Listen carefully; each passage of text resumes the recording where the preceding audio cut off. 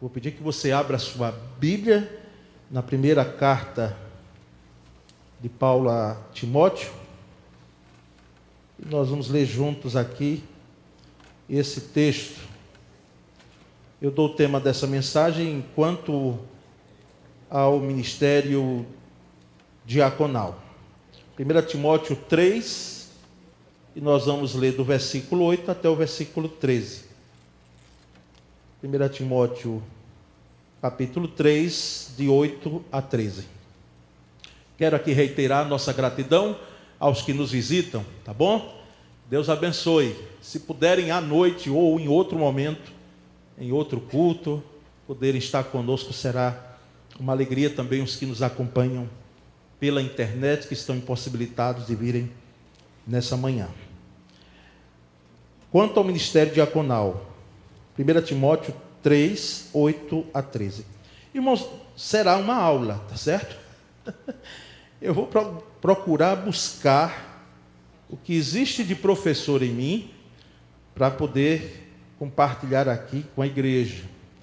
Então não será naquele estilo de pregação, porque há uma diferença entre uma coisa e outra, até na entonação da voz, não é técnica nem nada, mas é que a gente precisa fazer essa diferença, não é? Que aula é aula, o que é pregação, não é? Mas nós vamos então ao texto, e diz assim: semelhantemente quanto a diáconos, é necessário que sejam respeitáveis, de uma só palavra, não inclinados a muito vinho, não cobiçosos de sórdida ganância, conservando o mistério da fé com a consciência limpa. Também sejam estes primeiramente experimentados e se mostrarem irrepreensíveis,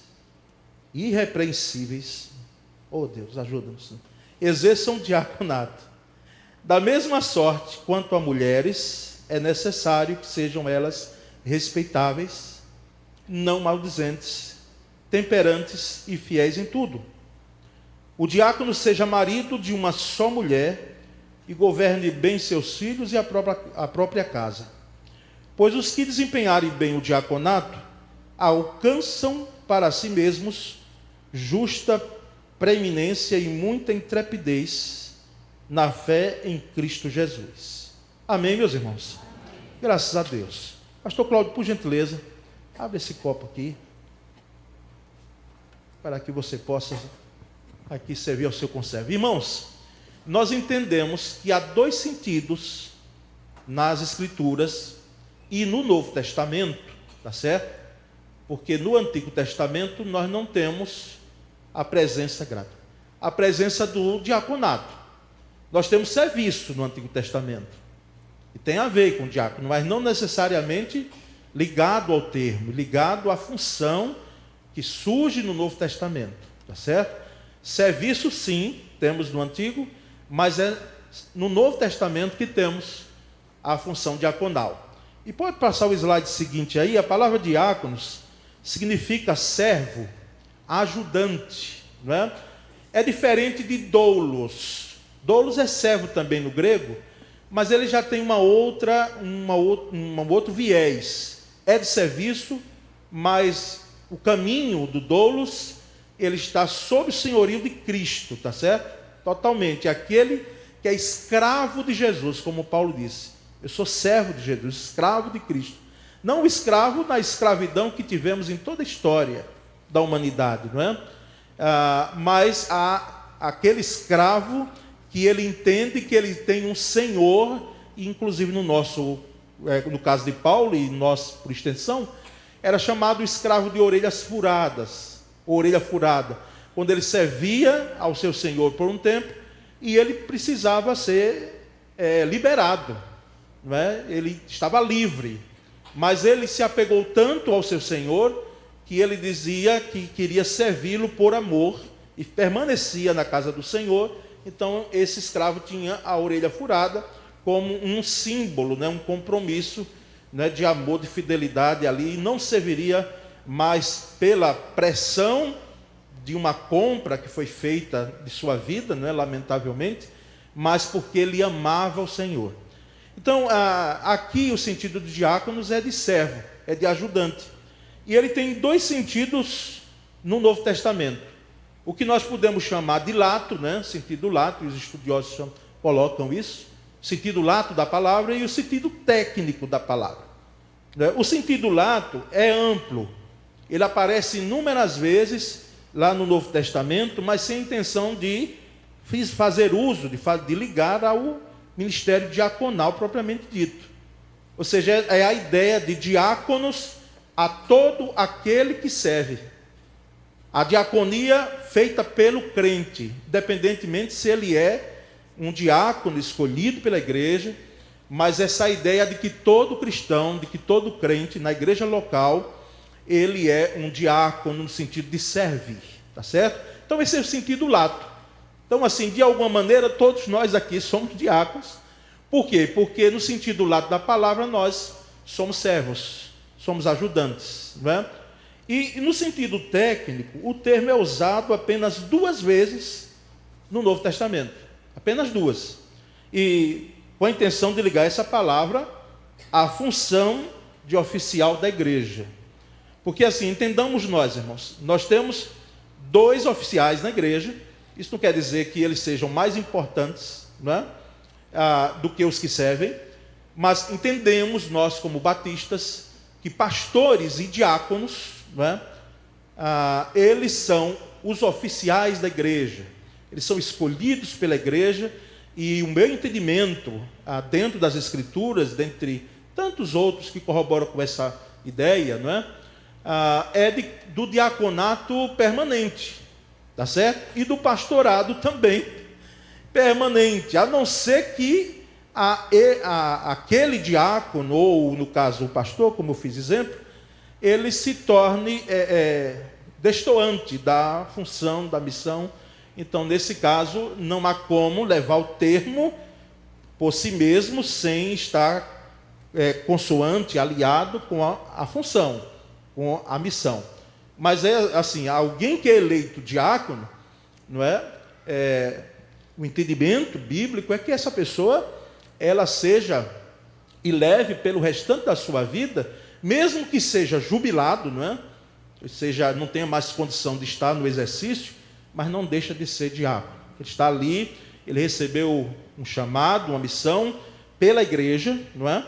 Dada pela igreja, e isso não é de tempo assim, temporário, tá certo? Não é temporário. Mas entendemos lá no texto de Timóteo que nós lemos, que fala sobre o diaconato, não é? E fala também em Filipenses capítulo 1, versículo 1. Se você quiser abrir sua Bíblia para ver, está lá. Faz menção de bispos e diáconos. Paulo, escrevendo aos Filipenses, ele fala de bispos, que são os pastores. O entendimento na nossa eclesiologia batista é que o pastor, ele agrega a função de pastor, bispo e presbítero. Em outras denominações, o bispo ele tem uma proeminência, né, hierárquica. No nosso caso, não. A teologia, a eclesiologia, melhor dizendo, batista, nos faz entender de que depende da função que o pastor está exercendo naquele momento. De pastor, do pastoreio. O presbítero, o aspecto do serviço, não é? Ligado à função administrativa, de apoio às pessoas, e o bispo de voz de comando, de liderança, não é?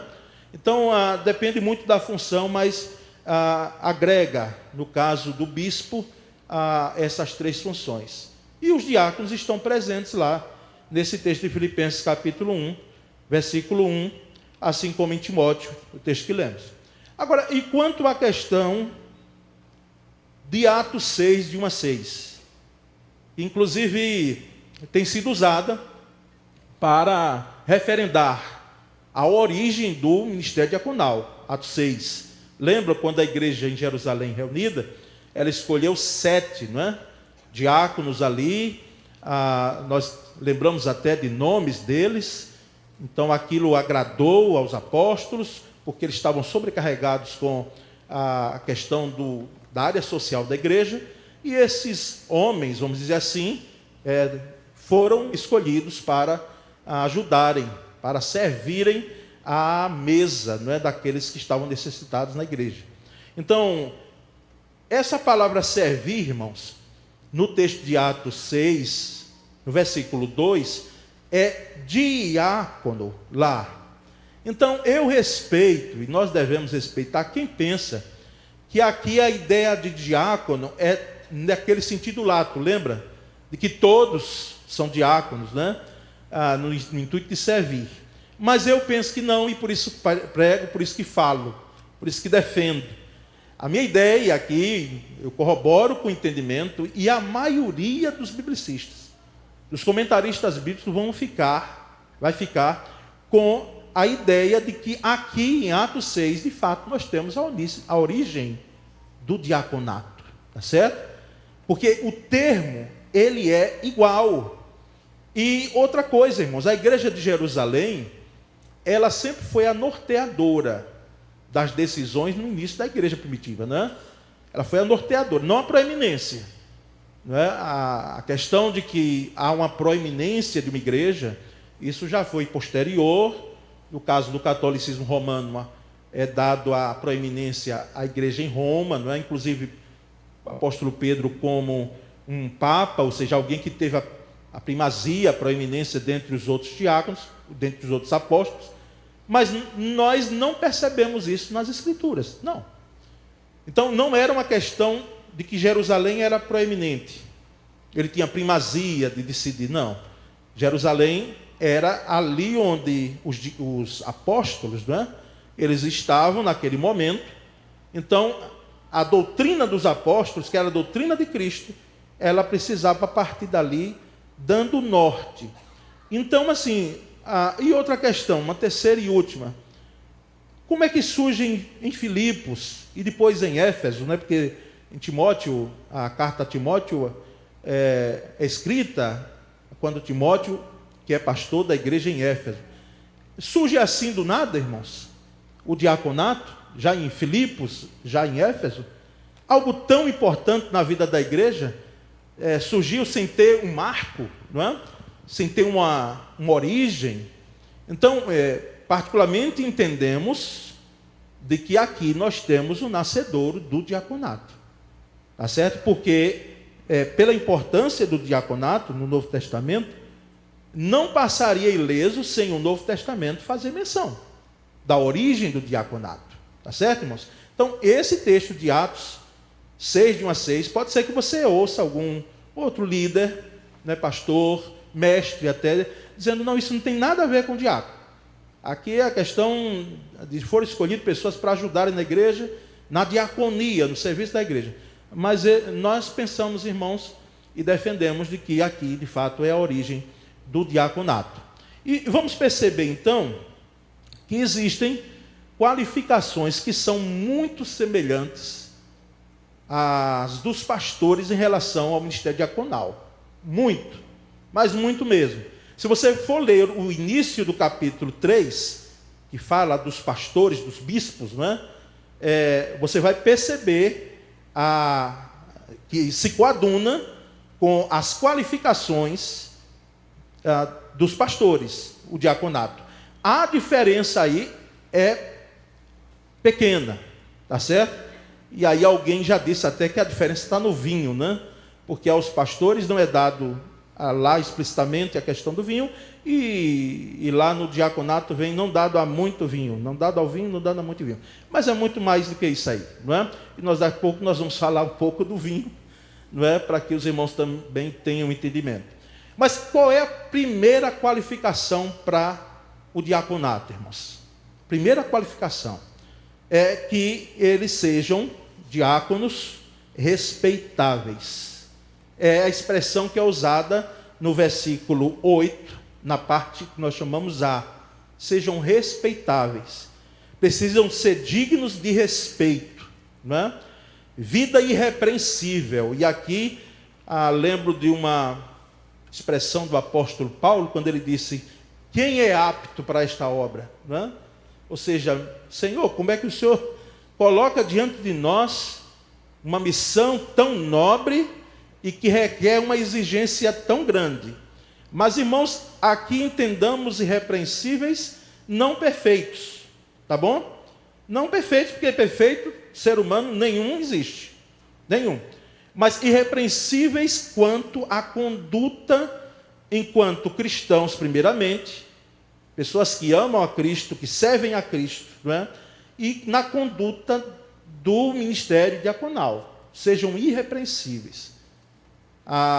O diaconato, ele requer pessoas que sejam dadas à questão de uma vida ilibada, não é? Uma conduta ilibada.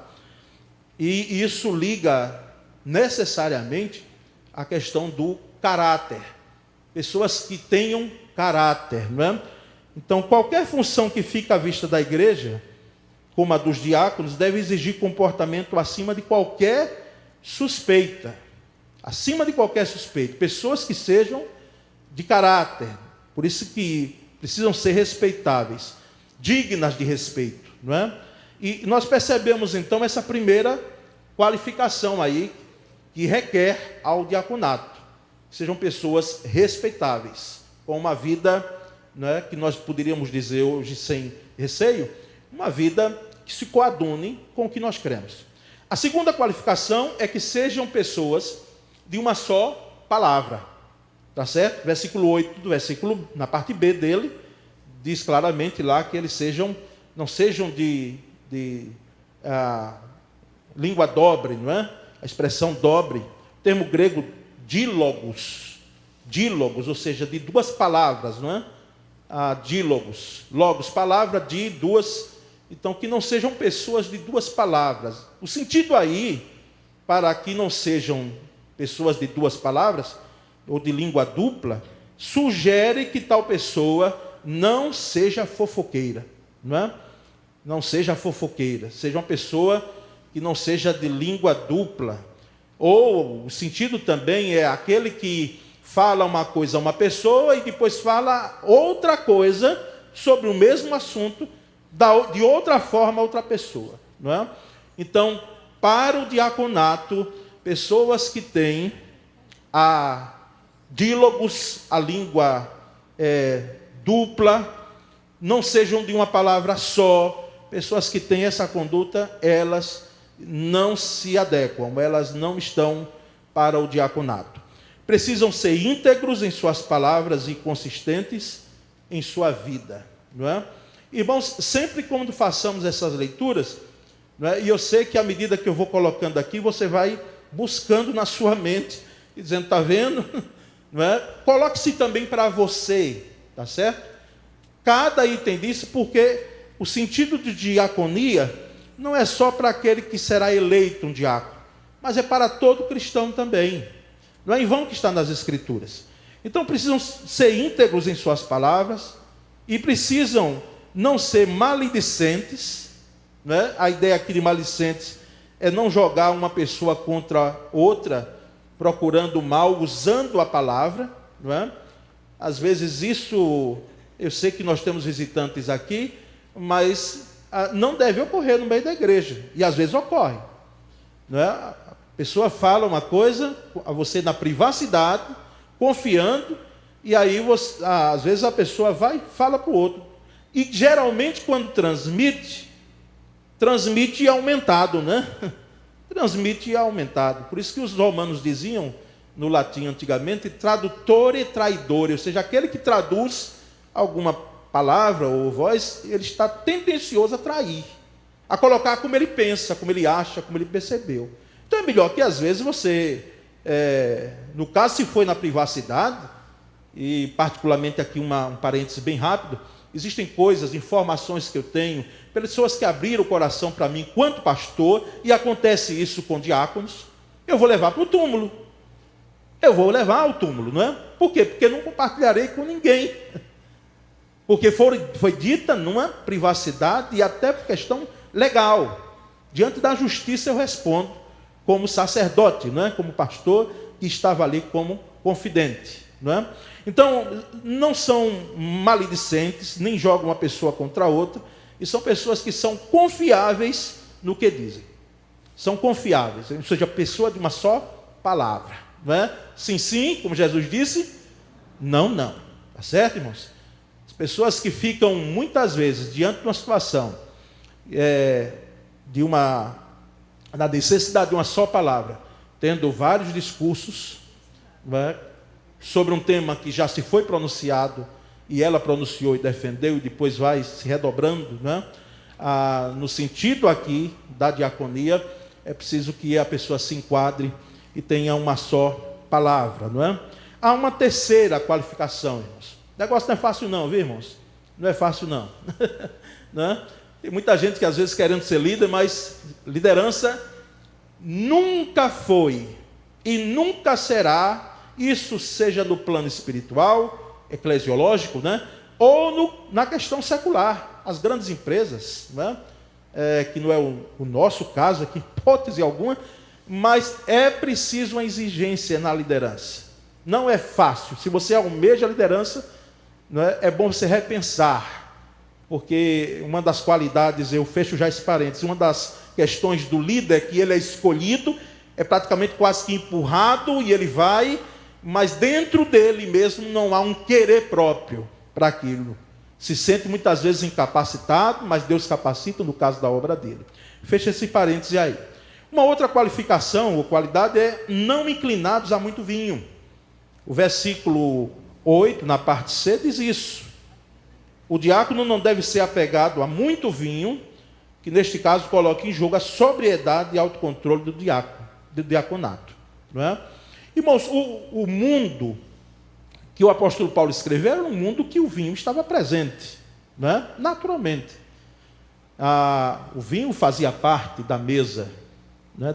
Não apenas do israelita, mas de todos aqueles povos ali, né? Gentios, né? Que estavam ao redor ali daquele mundo, né? Principalmente da Ásia, quando ele escreve a estas duas igrejas em relação ao diaconato. Mas nós sabemos que a orientação bíblica é para a moderação nessa área, não é? A moderação. Eu particularmente, me permitam os irmãos, não é? Eu sou, se é ser radical, eu sou. Eu entendo, e por isso não faço uso, eu entendo que nada alcoólico deve entrar nessa boca aqui, não é? Nada alcoólico. Salvo uma questão medicinal, algum medicamento, não sei, vocês que lidam com a área de saúde, se existe lá, tá certo? Mas de livre vontade, depois de um almoço, eu pegar um vinho com teor alcoólico, e alguns deles vão de 8%, né? Até mais, tá certo? Eu até, falando um dia de quinta-feira aqui, eu fui a uma igreja, não vou dizer a cidade, não é? Porque ali eu entendo que foi um caso do pouco, né? Que eu não vejo isso nas igrejas evangélicas. E estava visitando ali, pastor Cláudio, aquela igreja que quando era dia de ceia, um domingo pela manhã, quando foi destampada a ceia, não é? Gerou aquele cheiro do álcool um pouco mais forte. Mas não sabíamos que era o vinho que estava sendo usado. E quando foi nos dado, e que nós ingerimos, né? Chega, queimou, irmãos, né? Porque o vinho tinha teor alcoólico, o entendimento daquela igreja, impulsionado naturalmente pelo pastor, era de que o vinho usado por Jesus na ceia era alcoólico, não é? Então, para quem, eu não vou dizer que nunca, a não ser no momento de fúria numa adolescência, porque vê um pai chegar, no meu caso, chegar numa ambulância para nunca mais andar durante 10 anos, ter algo parecido, né, de conduta, mas nunca. E quando entrou, queimou, não é, pela questão do teor alcoólico. Eu conheço, não é, crentes, inclusive, espero que ninguém se escandalize aqui, até pastores, mas eu digo isso com pesar, que fazem uso, porque se há uma tendência, irmãos, para o alcoolismo, os estudiosos dizem que aqui entre nós, todos nós aqui, cerca de 70% tem tendência a se tornar um alcoólatra. 70% entre nós aqui. Não é? Pode dizer misericórdia. Porque se você teve um pai alcoólico, né? E se você tem tendência a isso, se de alguma maneira, não é, na sua vida está presente, ou esteve presente, aliás, isso é uma ponte para que você retorne. E não se começa com muito. Não é? Não se começa com muito. Então, assim, eu respeito, mas eu discordo. Né? Mas a instrução bíblica é quanto a não apegado a muito vinho. E façamos uma diferença do vinho, tá certo? O vinho que ele tinha uma concentração maior, outro menor, né? Como existem hoje as bebidas que têm uma fermentação maior, etc. Não é? Então aqui a instrução, na realidade, é a moderação, tá certo? No meu caso, eu confesso que adoto esse entendimento. Não é? Os diáconos devem ser cheios do Espírito Santo, como lá em Atos, não é? A escolha foram homens que sejam cheios do Espírito Santo, e não cheios de vinho, mas cheios do Espírito Santo. Por isso que Paulo lá, aos Efésios, ele vai dizer, no capítulo 5, versículo 18, enchei, não vos embriagueis com vinho, não é? Porque a tendência do organismo é querer mais, não é? Não vos embriagueis com vinho, mas enchei-vos do Espírito Santo. E aí nós vamos ver, irmãos, uma outra qualificação, não cobiçosos de sórdida ganância.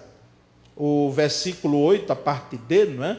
Tivemos aí parte A, B, C, D, que o diácono não deve ter cobiça em seu coração. Aqui, irmãos, é igual ou pior, viu? Todos são ao tema anterior. Se alguém pesa mais o anterior, esse aqui também é igual ou pior, não é? O diácono não deve ser avarento, ter amor ao dinheiro, ou fazer do dinheiro, olha o grande perigo. Isso vai para todos nós. Um Deus é mandado pelo dinheiro. As discussões com a família em casa, com o cônjuge, é por dinheiro sempre. E ele é apegado ao dinheiro. Dinheiro é bom e é necessário, né? Mas fazer do dinheiro um Deus, fazer do dinheiro tudo, isso, se alguém tem essa conduta, ele está inadequado ao ministério diaconal. O significado dessa expressão está ligado também à maneira do diácono adquirir os bens. A maneira do diácono adquirir os bens. Como é que ele adquire os bens? Como é que ele compra o carro? Como é que ele compra o imóvel? Como é que ele adquire objetos? É de forma honesta? Porque se for de forma desonesta, não é? Se for de forma desonesta, essa pessoa, ela não está apta para o ministério diaconal. E nós vamos perceber que isso, né, essa qualificação, também leva a uma outra, que é conservando o mistério da fé com consciência limpa. O versículo 9. O que é isso? Conservar o mistério da fé. E é mistério? Não, já foi revelado.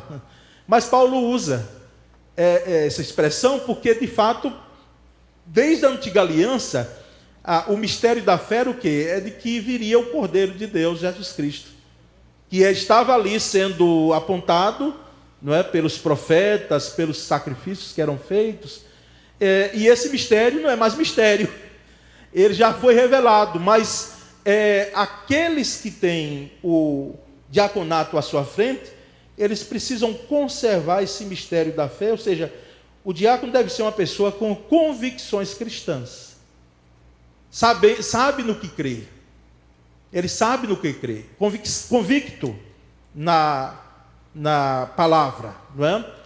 E eles precisam compreender a doutrina cristã, precisam compreender, entender a doutrina cristã, exarada nas Escrituras, mas precisam também crer na doutrina cristã.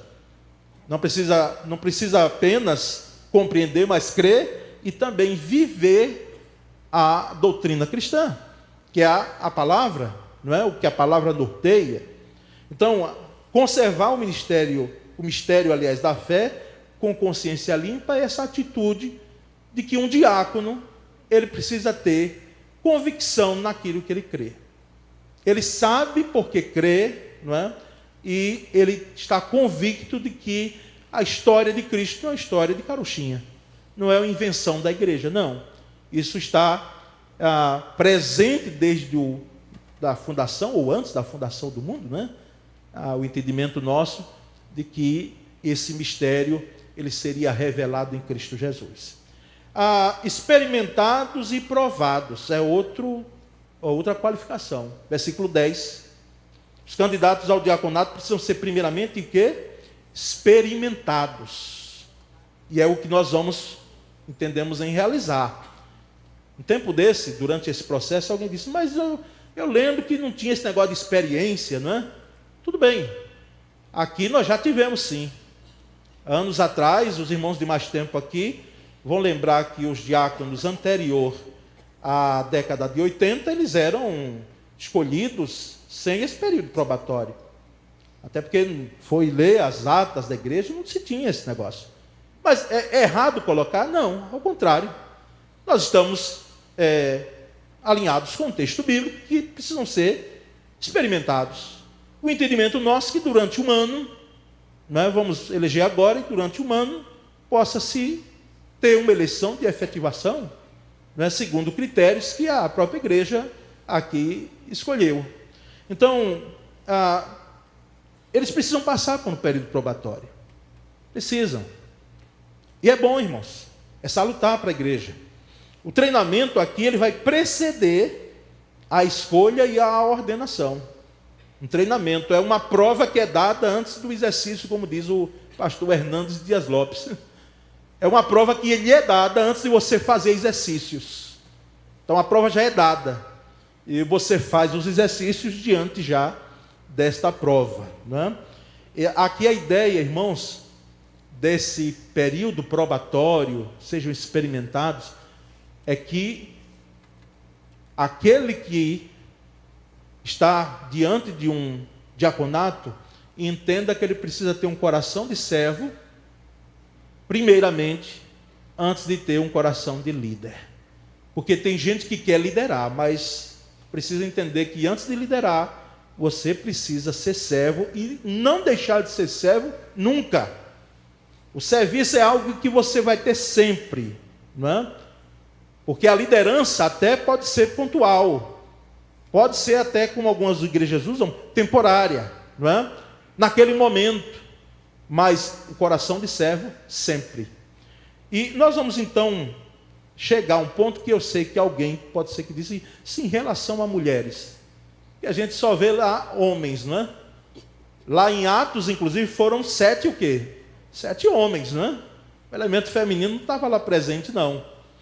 E é claro, irmãos, que nós precisamos entender que a igreja, assim como ela teve em toda a história da humanidade, desde lá da antiga aliança, a presença masculina muito forte, liderando. A mulher era como se fosse, como já disse aqui, e é lamentável quando a gente olha para trás e vê isso, e até hoje tem gente que pensa dessa forma, infelizmente, né?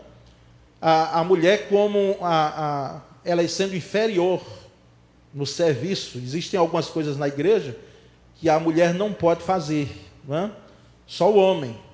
Eu não entendo assim, não vejo nas escrituras de forma alguma. Agora há uma questão sociocultural, né? Com o tempo, uma das instituições mais, vamos dizer, tradicionais que nós temos, né, é o Exército Brasileiro, ou os exércitos de uma forma geral, e hoje já admitem mulheres nos seus quadros e oficiais competentes, né? Então, é uma questão sociocultural e que precisa ser bem colocada para que não vá de encontro à Bíblia, para que ninguém advogue assim, sim, é sociocultural, então é sociocultural algumas coisas hoje, então nós vamos fazer porque é sociocultural de hoje. Não. Se vai de encontro à Escritura, que é o nosso mapa, é a nossa lâmpada, não é? Não é o Deus. Deus é o Senhor que inspirou as Escrituras. Mas é o nosso mapa. Se vai de encontro àquilo que mesmo seja aceitável hoje, vai de encontro às Escrituras, Não. Mas a leitura nossa é que diáconos não foi dado só, a diaconia dada só aos homens, não é? E, irmãos, ai da igreja, se não fossem as mulheres. Inclusive hoje é o dia, não é, da União Feminina Batista do Brasil, com 116 anos. Né? É um momento que nós temos de celebração, embora, convenhamos, não é, precisamos dizer, um momento de avaliação que a União Feminina do Batista do Brasil tem passado, mas eu quero parabenizar aqui a instituição. Né? E percebemos então, irmãos, que essa ideia aqui, quando o apóstolo Paulo traz no versículo 11, leia aí na sua Bíblia ou aqui na tela, da mesma sorte, quanto a mulheres, é necessário que sejam elas respeitáveis, não maldizentes, temperantes e fiéis em tudo. Então, essas mulheres aqui, nós temos pelo menos 3 interpretações para quem são essas mulheres. Alguns pensam que essas mulheres aqui são as mulheres, de uma forma geral, da igreja, não é? As mulheres que faziam parte da igreja. Outros pensam que essas mulheres aqui eram esposas dos diáconos. Quanto a mulheres, está falando dos diáconos, então, quanto a mulheres, então, as esposas dos diáconos. E também há quem pense que essas mulheres aqui eram mulheres ajudantes, como Jesus esteve no grupo apostólico, não, mas no grupo que serviu, né? No ministério dele, nós temos lá, inclusive, nomes de mulheres que serviram aos apóstolos e ao Cristo, né? Mas há eu disse que eram 3, não é? Tem um quarto, e esse quarto é o que nós abraçamos, né? É que, de fato, irmãos, aqui se trata de diaconisas, mulheres. É aquela história. Aqui há quem defenda de forma diferente. Você vai ver bons pregadores dizendo, olha, aqui não tem como ser diaconisas. Tá. Não vamos brigar por isso. Não vamos discutir por isso. Agora, entendemos que, quanto a mulheres aqui, são diaconisas e não esposas dos diáconos.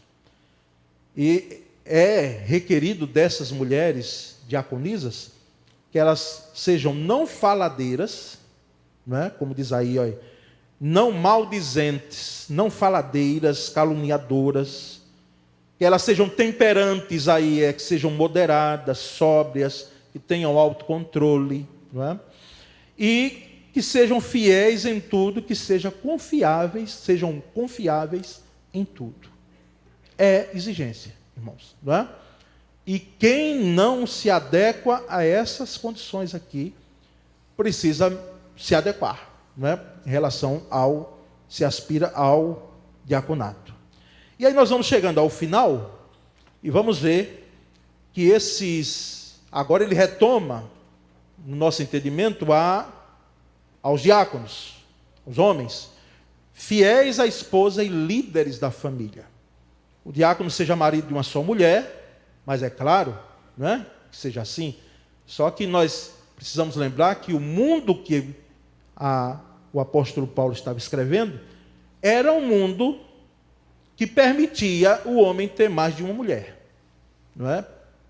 Isso era permitido em Israel, na antiga aliança, e no mundo gentílico, isso também. Aí é que a coisa era pior, não é? É claro que nós temos aqui algo vindo de forma determinante para o diácono.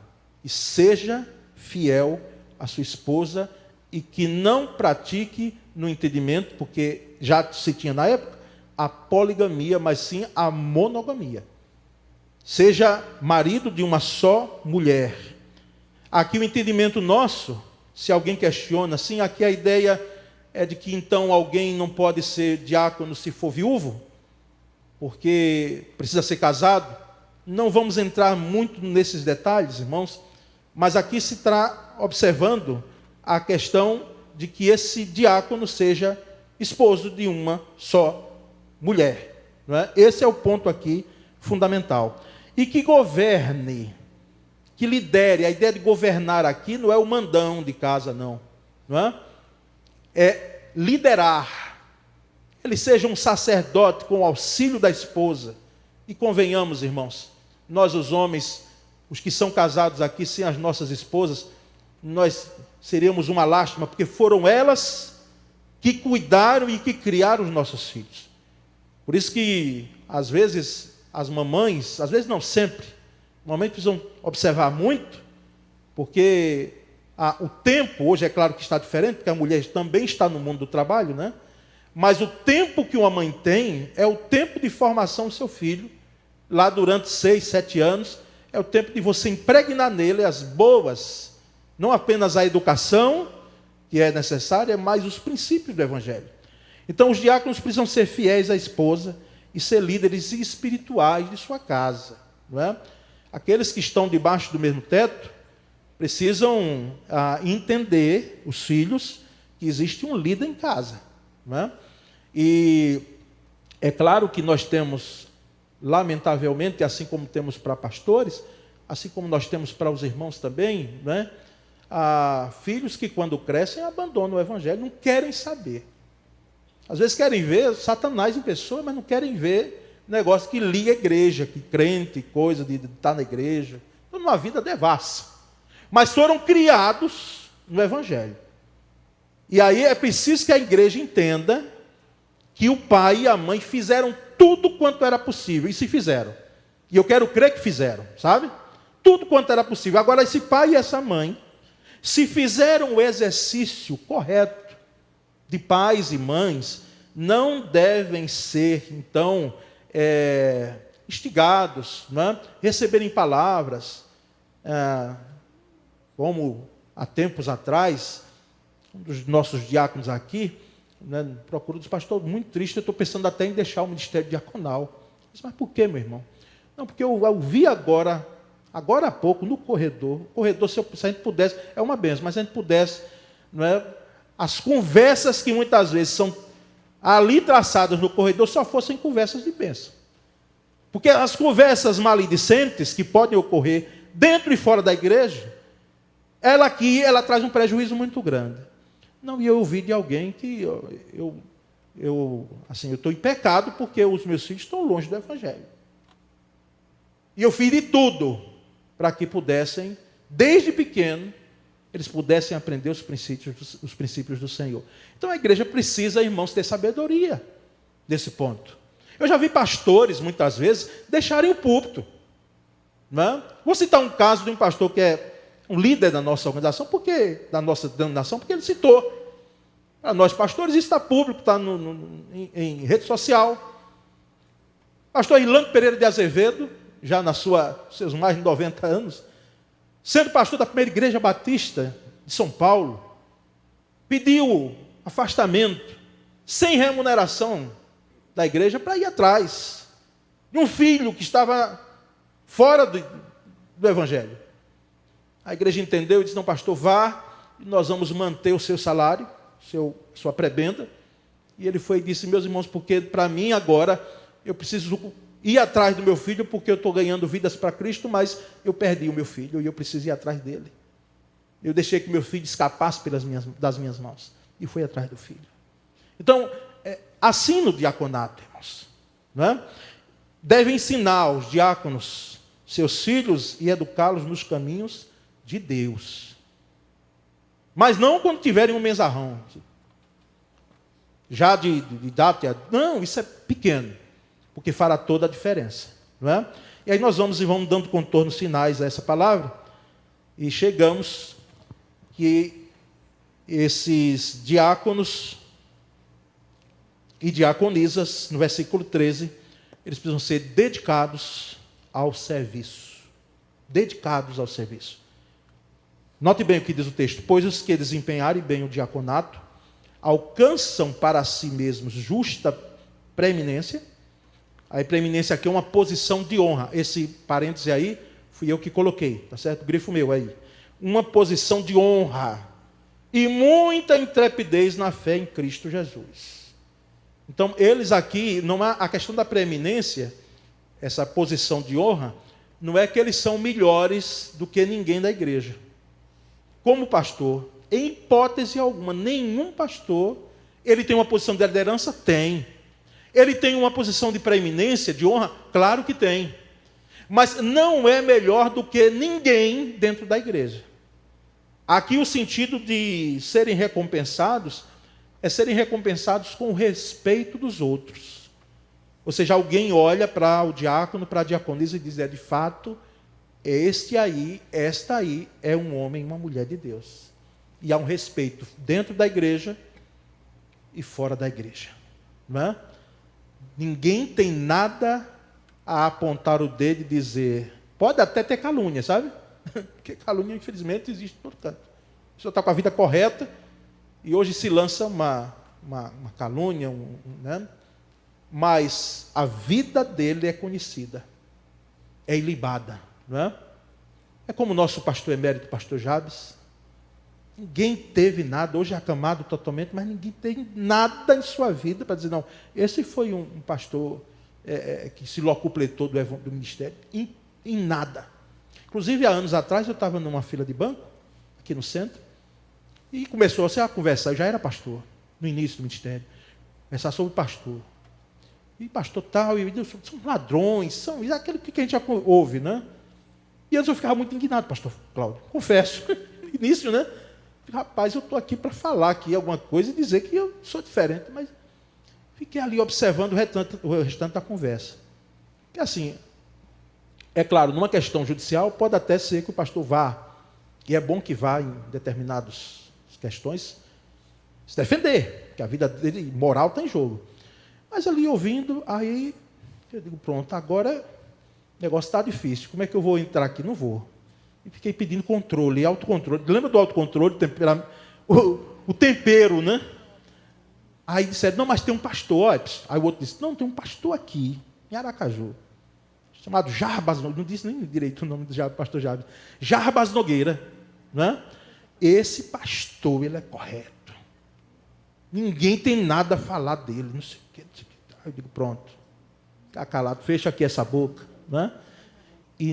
E é salutar, é maravilhoso, irmãos. É até, podemos dizer, louvável quando a gente ouve, não é, do bom testemunho dos nossos irmãos, principalmente dos líderes. Não é? Então, serem recompensados com o respeito dos outros, dentro e fora da igreja.